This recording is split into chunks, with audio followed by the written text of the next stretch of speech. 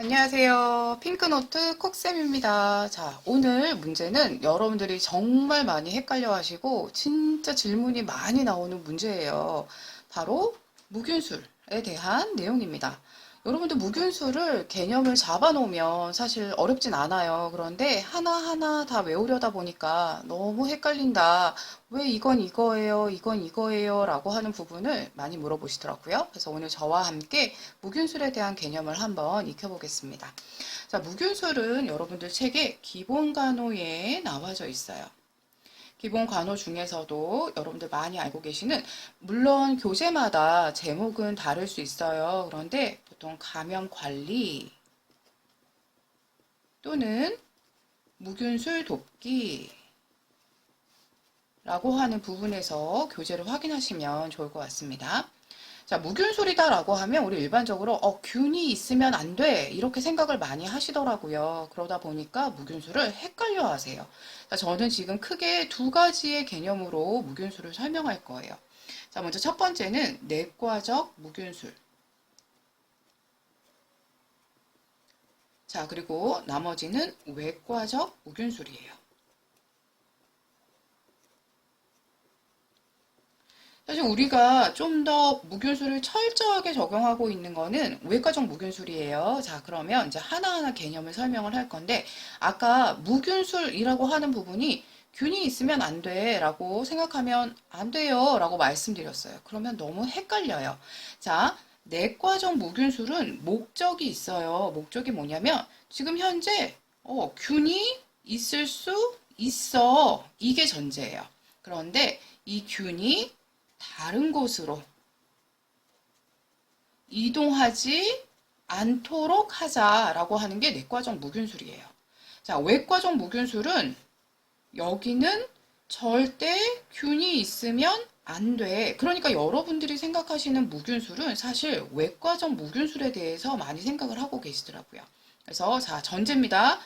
내과적 무균술은 균이 있을 수 있어.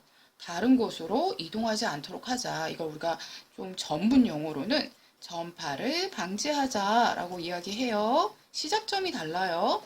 외과적 무균술은 균이 있으면 절대 안 돼 라고 하는 부분입니다. 자, 그럼 우리 일반적으로 여러분들 몸에 균이 있을 수 있는 곳 어디가 있을까요? 내 몸에 균이 있는 곳? 여러분들 몸 굉장히 깨끗하죠? 나 오늘 목욕도 했는데 하지만 균이 있어요. 어디에? 우선 피부에 있어요. 그리고 어디에? 소화기계에 있어요. 자, 소화기계 여러분들 배우셨겠지만 입에서부터 항문에 이르는 모든 길이 우리 소화기계다라고 했었죠.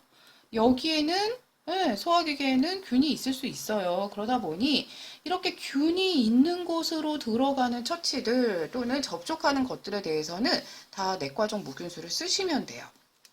자, 그럼 예를 들어 어떤 것들이 있는지를 좀 보시자면, 자, 먼저 내과적 무균술의 대표적인 건 격리 그리고 역격리예요.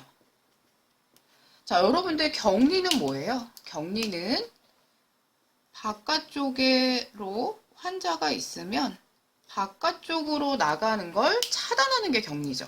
네. 그럼 어떤 환자들이 격리의 대상이 된다? 자, 지금 여러분들 가장 많이 보고 계시는 코로나 환자. 자, 그 다음에 역격리라는 건 뭐죠? 역격리는 면역력이 저하되어 있는 환자여서 바깥쪽에서 안쪽으로 공기나 균이 침입하는 거 막아줘야 돼. 자, 그럼 이 환자는 어떤 환자들이 역격리에 들어간다? 역격리에 들어가는 대표적인 환자는 면역계가 저하된 환자. 백혈병 환자 정말 많이 알고 계시죠? 네, 이렇게. 자, 지금 외부에는 균이 존재해요. 하지만 안으로 들어오지 않도록 해.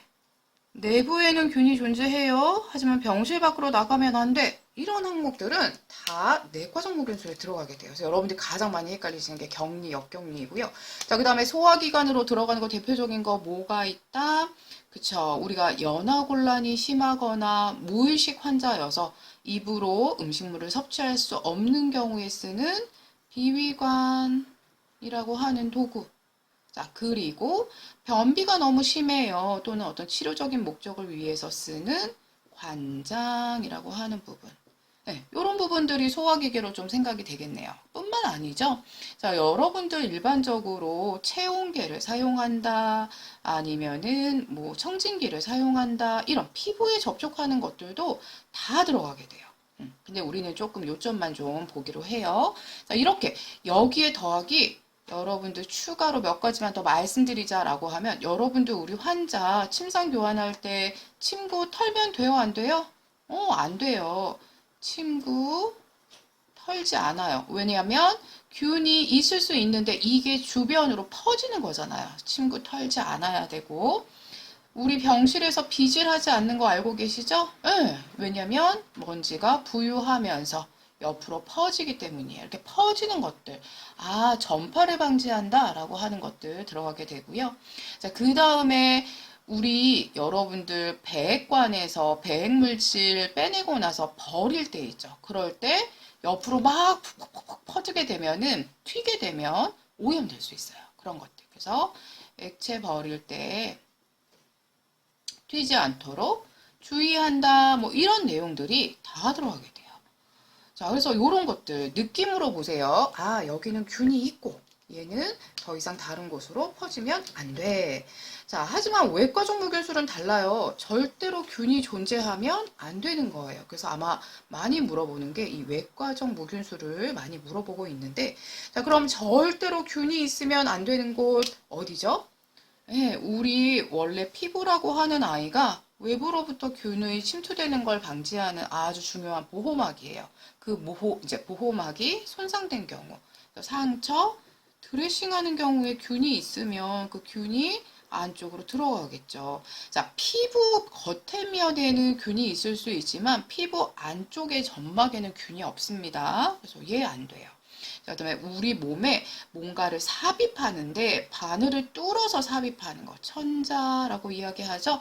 여러분들이 많이 알고 계시는 천자, 흉곽천자, 복수천자, 요추천자 다 외과적 무균술 써주셔야 돼요. 균이 없는 곳에 구멍을 뚫는 거기 때문에 반드시 해주셔야 되고요.